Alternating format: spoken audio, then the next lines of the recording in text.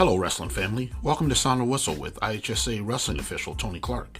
Each week, I will bring you interviews with prominent figures in the sport of high school wrestling.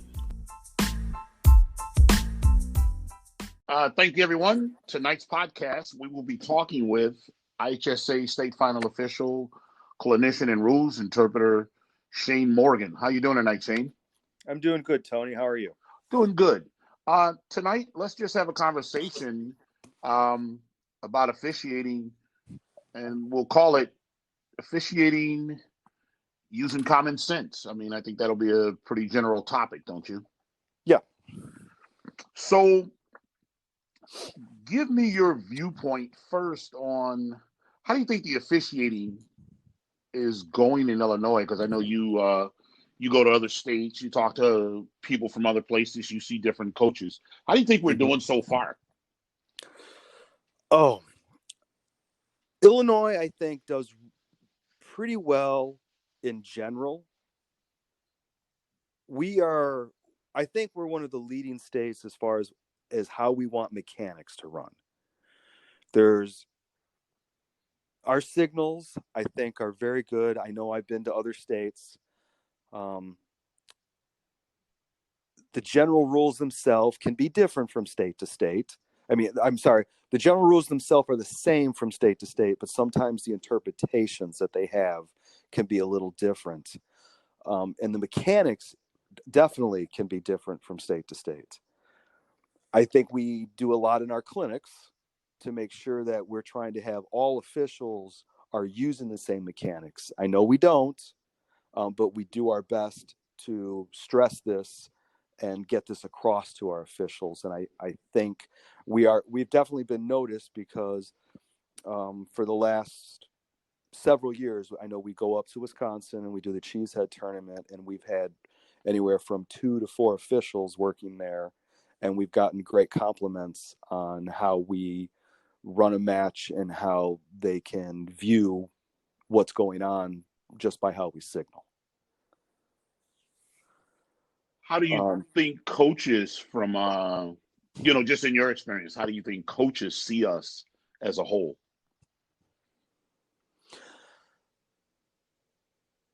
Sometimes it's hard to figure. In the state of Illinois, you're always going to have, coaches that like certain officials, coaches that don't like certain officials. I think in general, we've gotten great compliments. Not to name any, but I've had this past year some coaches of some, prominent state dual team, wrestling teams that have made it down there several years actually has said they think that the refereeing in Illinois is at the top level, is as good as it's ever been and as consistent as it's ever been. That doesn't mean there's not flaws. He goes, but they understand more when calls are being made and why they're being made. They don't always agree with them, but they can at least, there's a justification of why the call is being made. Out of state, we get a lot of props.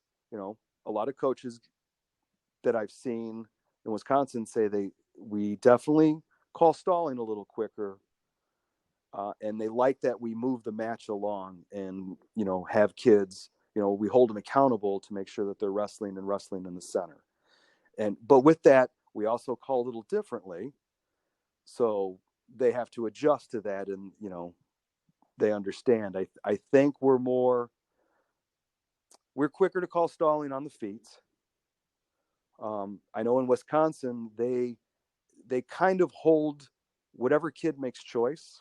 So if you have a kid that chooses bottom, they're going to hold that kid. You know what? You chose bottom, you have to get away. If you chose top, hey, you better be working harder then because you chose top. That was your decision. And the same thing, you choose neutral, you better be going after this kid because you chose that position. So that they kind of focus more on that individual wrestler, I've noticed.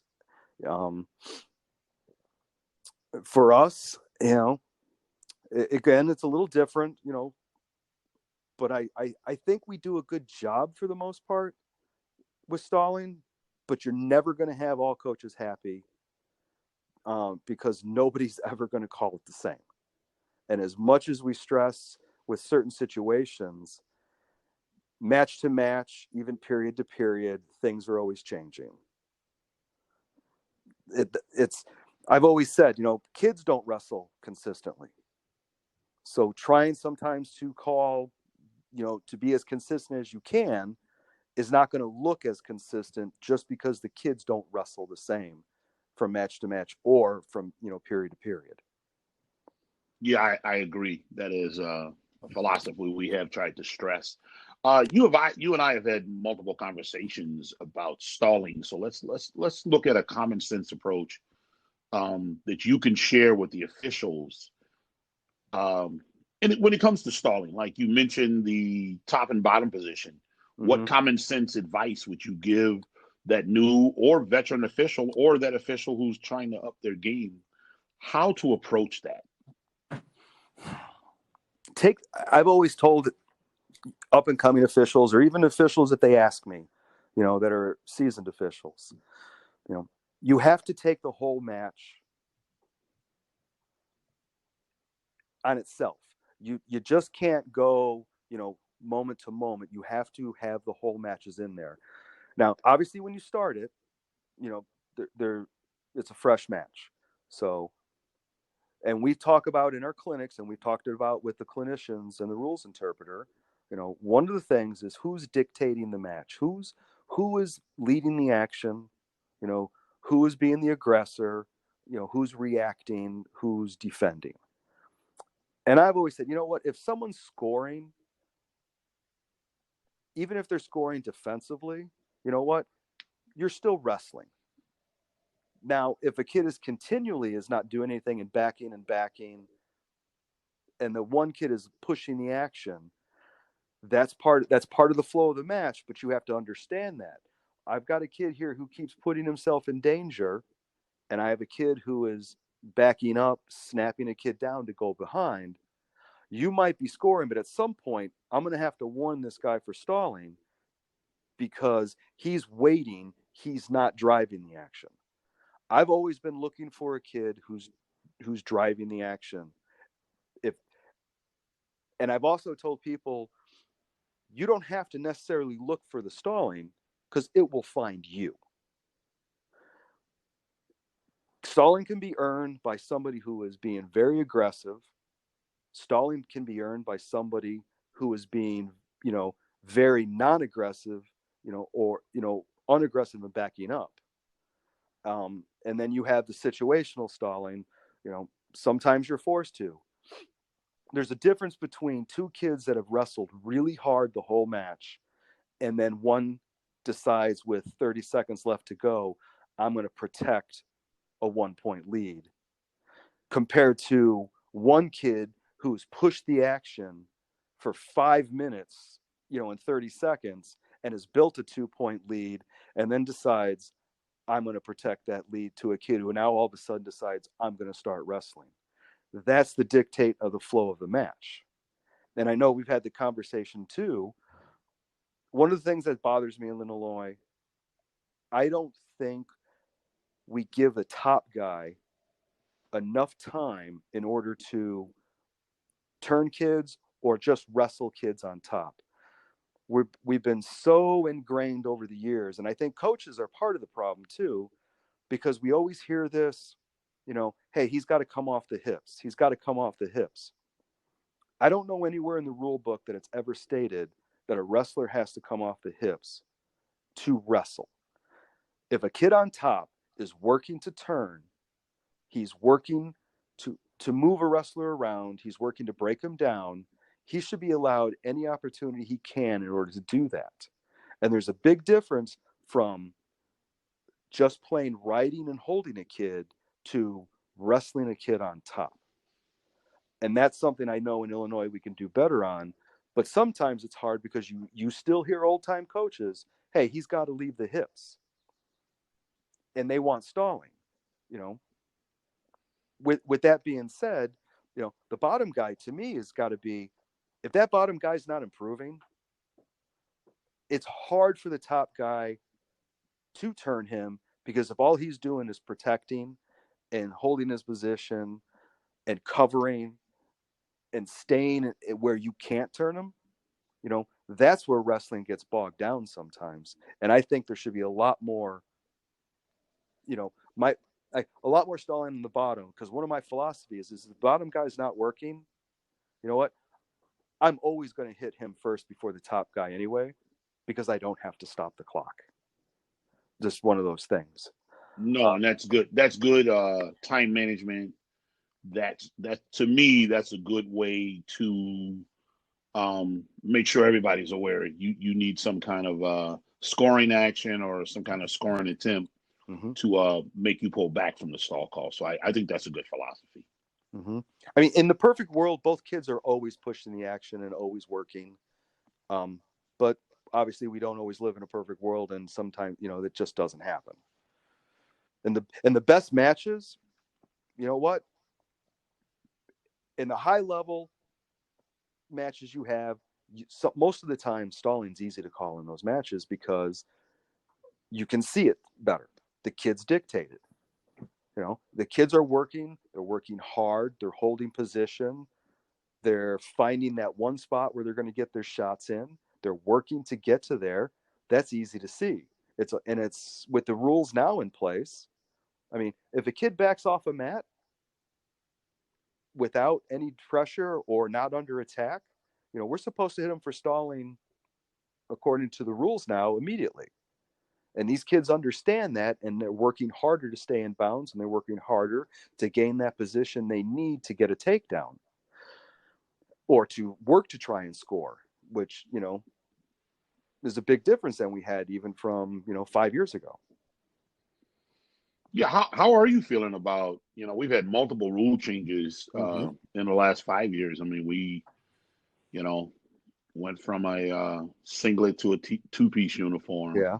We've changed supporting points from all to two or one of each wrestler. We're allowing pinning on the line or beyond the line with certain modifications. So, in your opinion, are these good rule changes? Are they positive for the sport?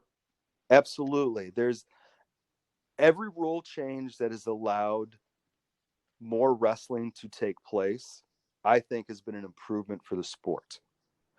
I know for safety concerns and for other reasons, the federation, we're probably as far as we're going to go, but it's so much easier now for the supporting points to understand that instead of looking for what's out of bounds, you just have to know, as long as we have two supporting points of either wrestler in bounds, wrestling can continue.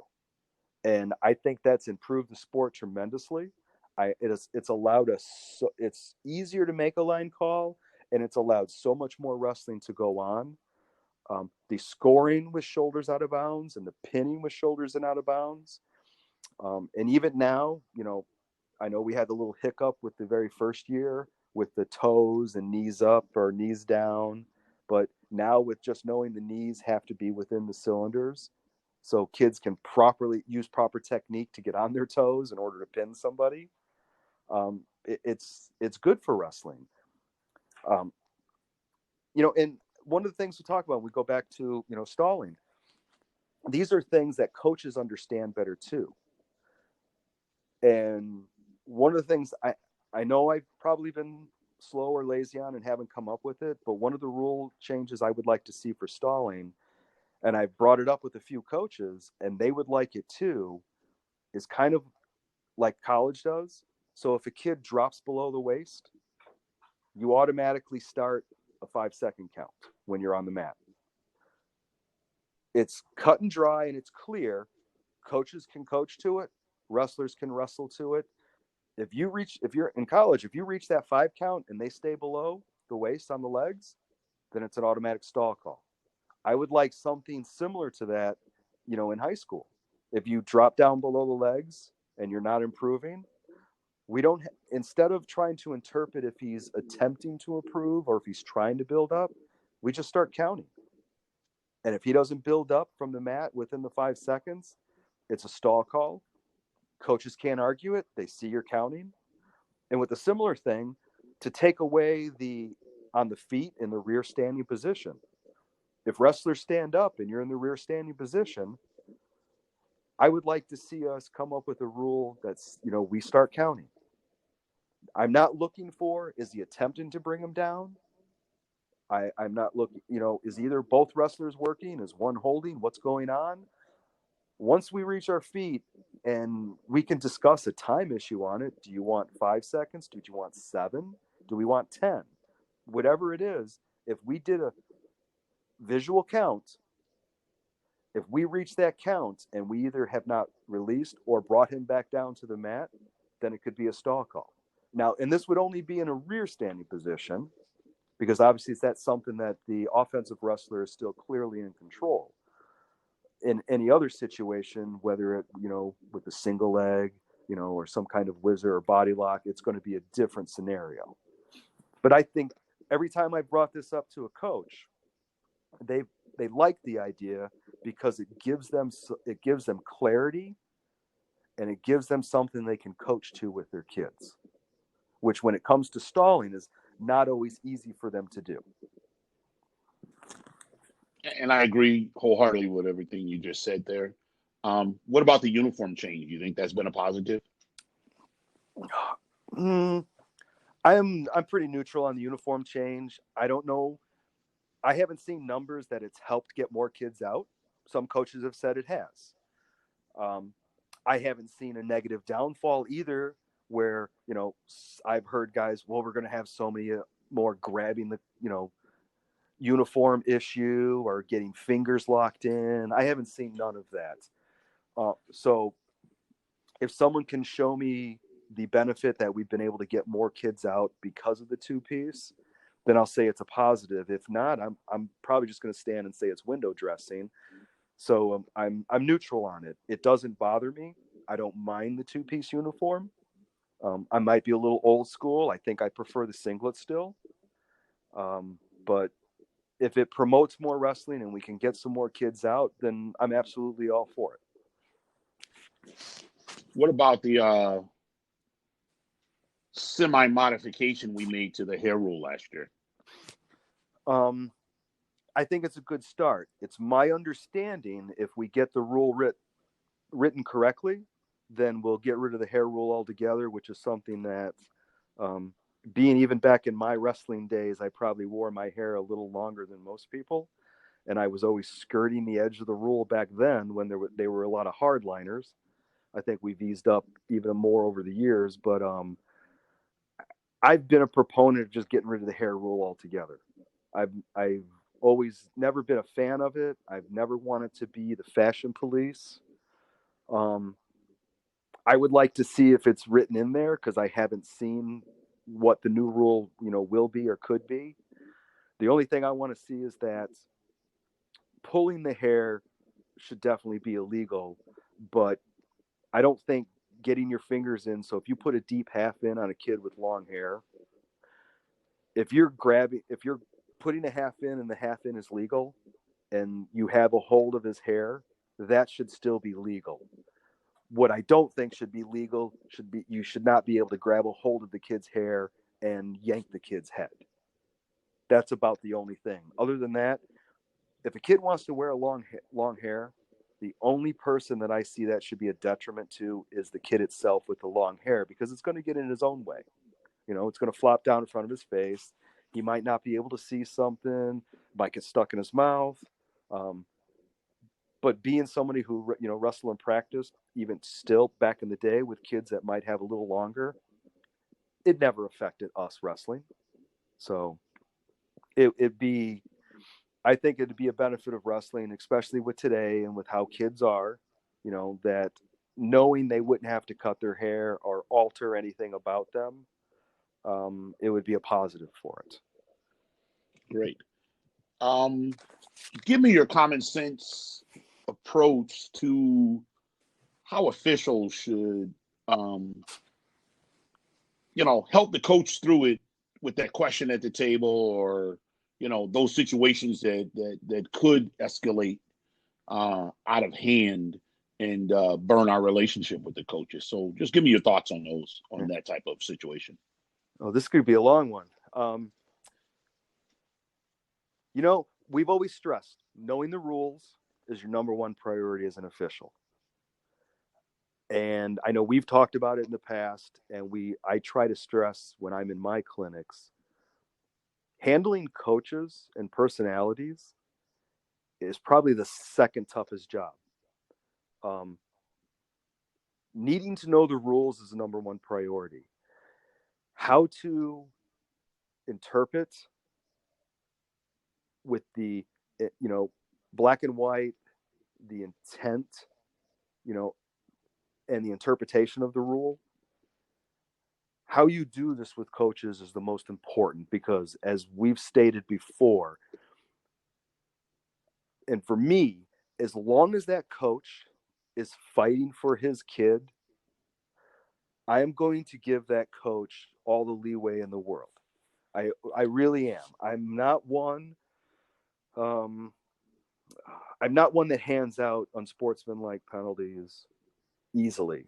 I mean, they're really going to be earned. I got a few spots on me where the wrong word or the wrong thing said, if it gets personal, then I can still lose my temper. I try to be pretty cool. But I've always tried to stress to people, going to the table shouldn't be a confrontation. It should be a conversation. In the rule it states, there's supposed to be three things that happens at the table. You either, change, you can, we, I think, are the only ones that actually offer it. You can give them an explanation. You can, the call stands and you penalize, or you change your call. And I've always been a proponent of have the coach, even if he's questioning your judgment, have him ask you in a question in a manner that you can give him an answer that is going to make him at least satisfied with what the call was, whether he agrees with it or not. I think you once said, when a coach comes to the table, as long as he's polite, you want him to be able to leave with his dignity. And I'm a big proponent of that. There's no reason to be confrontational if I can just have a conversation. So quick to the point, have him, if he comes to the table, let him ask me, even if I have to direct him, he might come up there and make a statement and I'll change it and I'll go, I'm sure there's a question you want to ask me the right way. So I can get him to a point where I can then answer his question and he can either agree with me or disagree with me, but I can send him back, to a chair so we can continue wrestling without having to penalize him. Because the last thing I really want to do is penalize any coach. You see basketball coaches or football coaches on the sideline running up and down, screaming and hollering. And in our rules, our coaches are supposed to be, sequestered to their chair when the wrestling's happening. And in some ways, I know I'm supposed to hold fast to the rules, but in some ways I've always thought that's unfair for the coaches. I don't mind them as long as they're coaching their kids. When they decide they want to start reffing the match with me, making the calls for me, counting for me, these are areas then where I'm going to have a conversation and tell them they need to stop. They need to coach their kids, and we can continue wrestling. And I think most of the time I've earned a good enough rapport with them that, they do. Now, they don't always do this with every official, though. And that's where sometimes we have to, crack down on them a few times, I guess. To try to help keep consistency in the ranks. Yes. And I understand that, I understand your common sense approach to dealing with coaches in that manner. A lot of that makes sense. It's what Mr. Knox threw at us down on the state floor about developing and elevating our people skills. Yes. And, I know I'm one of the few officials, very few things. Now, if I make a stall call and a coach gets up and he goes over to the table, he better have a really darn good thing to say to me, because if he's just going to question a stall call and I got to walk all the way over to the table, I'm going to say it's 99.9% of the time he's going to get hit with misconduct for that, because that is clearly a judgment call. And unless there was something that I missed, like I put it on the wrong kid, then yeah, that's just not something, that's something that is definitely will cross my line as far as having a coach take me to the table. But a lot of the other times, I don't mind talking to the coaches. So you want to come over to the table, we can have a quick conversation and, talk about what's happening in the match, and I can give them an answer, give them an understanding, and, we can go back and, keep wrestling, and you can sit down and just keep moving along. Yeah, true. What advice or common sense advice would you give to a new official who comes to you and says, "Hey, I really want to referee, but I don't like getting yelled at by the coaches or the fans"? Well, that's going to be a tough one, because that's going to happen no matter what. It's not an easy job, but if you don't like getting yelled at, you're not going to survive doing this. And the best thing I can tell, new or younger officials is, look, they're all passionate. You know what? Fans want their kids to win. Coaches want their kids to win. People have yelled at officials for as long as there's been officials, for as long as they've been, because there's always going to be disagreements. You are correct about that. But there's a difference between a disagreement and what you call the lack of respect on both sides, because you've seen it, I've seen it, where sometimes the official gets frustrated by the coach, and then we use inappropriate tones and languages and things like that. So how do you see that getting fixed? Fixed entirely, it's never going to be fixed. There's always going to be situations that arise that's going to cross the line. And I have 28 years in now, and there's still moments even now where a coach will do or say something that will get me angry. It doesn't happen very often anymore, but it does. And I bit back. And you've the same thing. You've worked a tournament, you work a tough sectional, you worked all Friday night, you're working all day Saturday, and darn, you're into that, first place and third place match, and you're tired. People have been on you all day, and sometimes a coach will say the wrong thing, and you'll lose your cool once in a while, when you don't want to. It can still happen.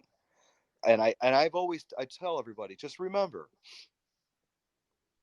if it doesn't get personal, and that includes fans too. Now, a fan up there yelling, hey, call it both ways, or even you suck, stuff like that. That's just what fans do. Now, a fan uses your name and says something to you, or says something threatening, that's a different story.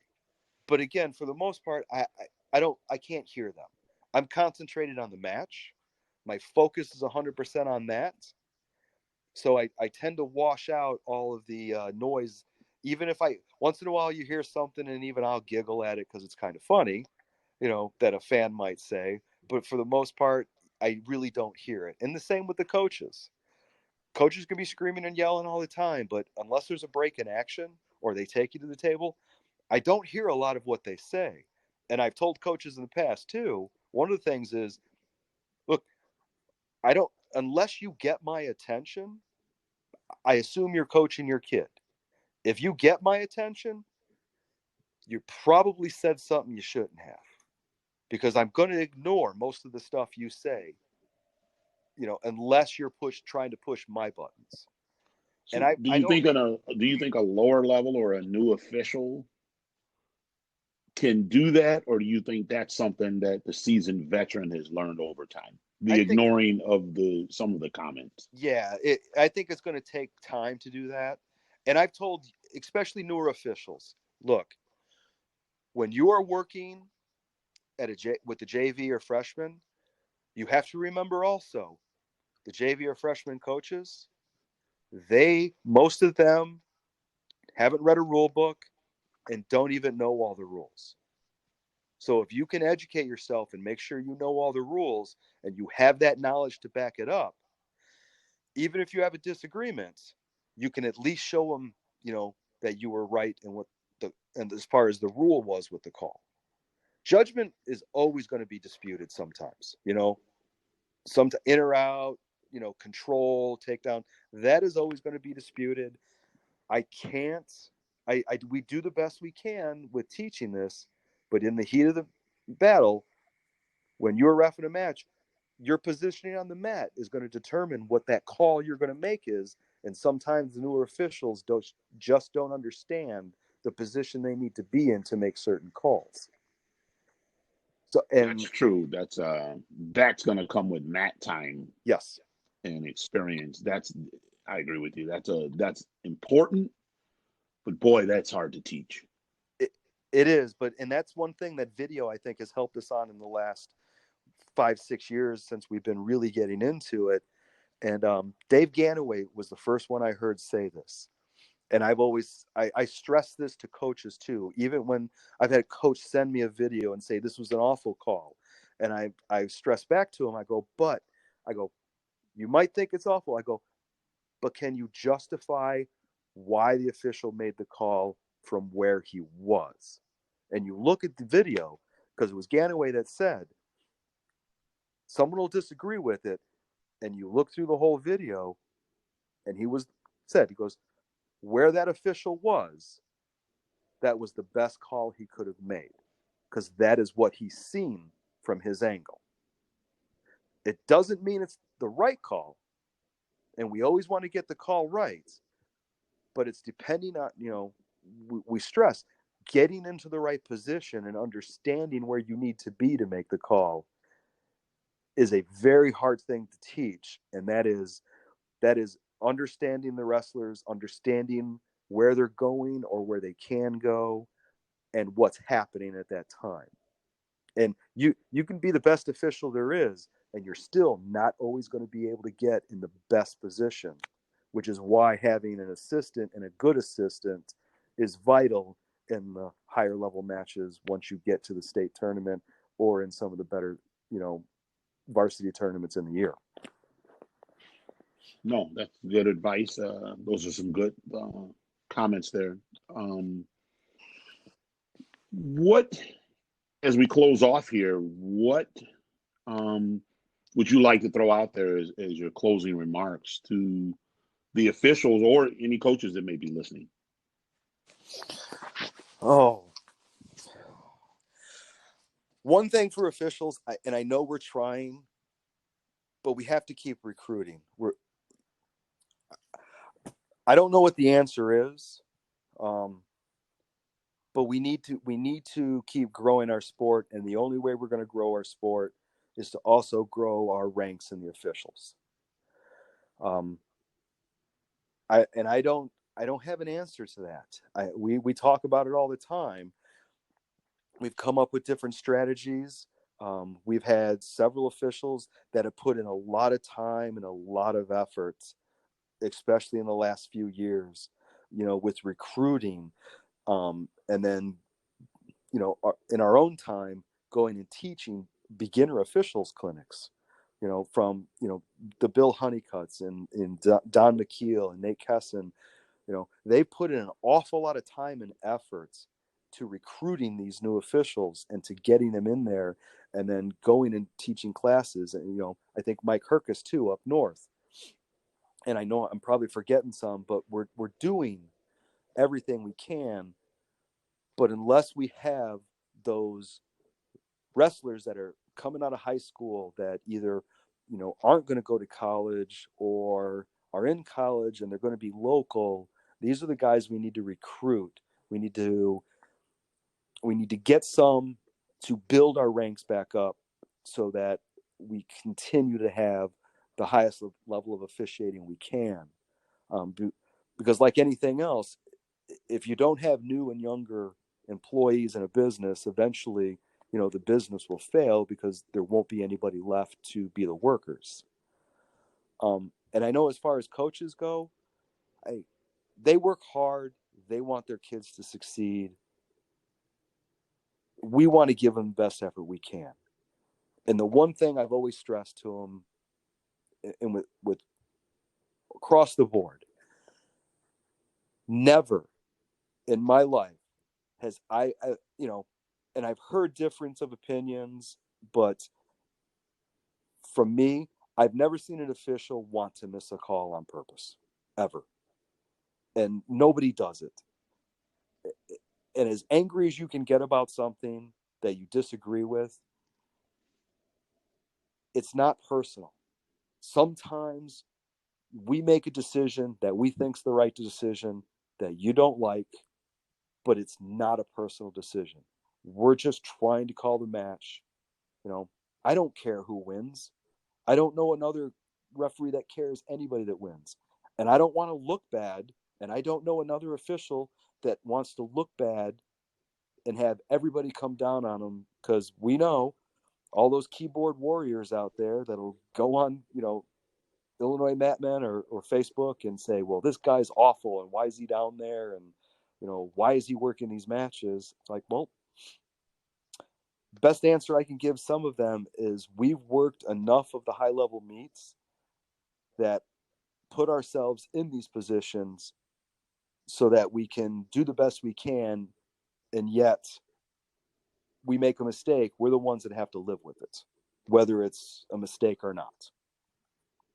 So, but I mean, in closing, it's just every official I know wants to do well and wants to be right when he makes that call. All right. Well, I want to thank you for taking time out to do this for us. I really, really appreciate it. I'm quite sure our listeners will. And I definitely look forward to interviewing and talking with you again down the road. Okay. Well, thank you, Tony. All right. You have a great night, and you and your family stay safe. You too. All right. Bye-bye. Bye.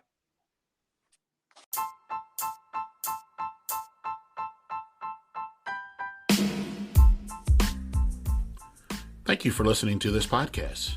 Be sure and follow me on Instagram, IL Wrestling Ref, or you can follow me on Twitter at Assigner Guy, ASSIGNRGUI, to be notified of new podcast episodes. Thank you and have a great day.